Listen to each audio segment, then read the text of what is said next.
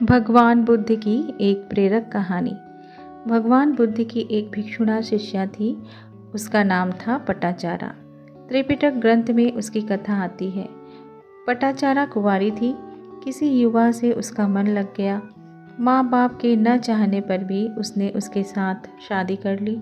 श्रावस्ती नगर से बहुत दूर देश में वह अपने पति के साथ रहने लगी। काल चक्र घूमता गया। वह 2 बच्चों की माता हुई। काफ़ी वर्ष गुजरने पर पटाचारा के मन में हुआ कि कुछ भी हो, आखिर माँ बाप बूढ़े हो गए होंगे। अब मैं अपने परिवार के जनों से मिलूं, माँ बाप को रिझा लूं, मना लूं। पटाचारा अपने पति और 2 बेटों के साथ चली श्रावस्ती नगरी की ओर। आज से 25,000 साल पहले की बात है। गाड़ी मोटरों की सुविधा न थी। लोग पैदल चलते थे। यात्रा करते करते ये लोग घने जंगल से गुजर रहे थे। रात्रि में पति ने शयन किया और सांप ने उसे काटा। पति मर गया। पटाचारा के सिर मानो एक दुख का पहाड़ गिर पड़ा। इतना ही नहीं, रात्रि को पति की मृत्यु देख रही है और प्रभात में पुत्र को किसी हिंसक प्राणी ने झपट लिया। वह मौत के घाट उतर गया। अब वह इकलौते बेटे को देखकर मुश्किल से संभल रही है। प्यास के मारे दूसरा बेटा पानी खोजने गया। वह झाड़ियों में उलझ गया और खो गया। अब अकेली नारी पटाचारा अपने को जैसे तैसे संभालती हुई, रास्ता काटती हुई, कंकड़ों पत्थरों पर पैर जमाती हुई, दिल को थामती हुई, मन को समझाती हुई माँ बाप के दीदार के लिए भागी जा रही है।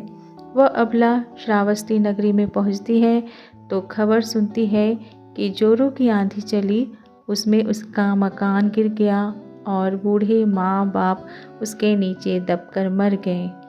पटाचारा के पैरों तले से मानो धरती खिसक रही है तो बड़ी दुखद घटना, मगर ईश्वर ना जाने इस दुख के पीछे कितना सुख देना चाहता है, यह पटाचारा को पता न था।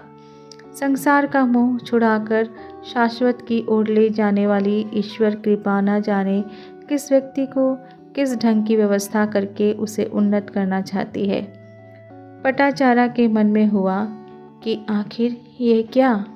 जिस पति के लिए माँ बाप छोड़े, उस पति को सांप ने डस मारा। वह चल बसा, बेटों को संभाला, पाला पोसा, बड़े होंगे, सुख देंगे, यह अरमान किए। एक बेटे को हिंसक पशु उठा ले गया। दूसरा बेटा गायब हो गया। इतना सब दुख सहते सहते माँ बाप के लिए आई। हवा के झोंके ने मकान गिरा दिया और वे माँ बाप तब मरे। क्या यही जीवन है?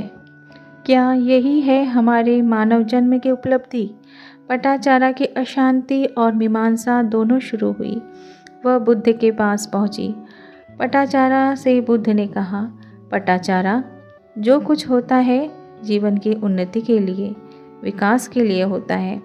तेरे 2 पुत्र इस जन्म में तेरे पुत्र थे, परंतु न जाने कितनी बार और कितनों के पुत्र हुए और अभी न जाने वे किसकी कोख में होंगे।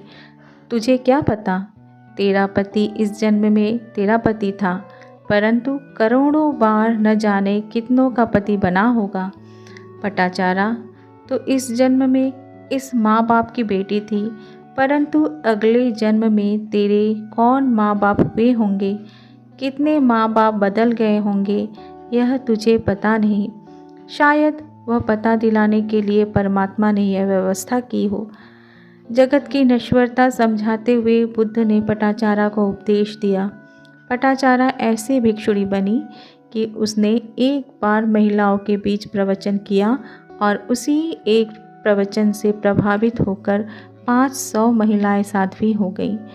कहाँ तो जीवन की इतनी भीषण दुखद अवस्था और कहाँ बुद्ध का मिलना, और वह ऐसी भिक्षुणी हो गई कि 500 महिलाएं एक साथ भिक्षुणी बन पड़ी। अभी सत्संग में उसकी चर्चा होती है। यदि समीक्षा करेंगे तो पता चलेगा कि हर दुख के पीछे कोई नया सुख छिपा है और सुख के पीछे दुख छिपा है।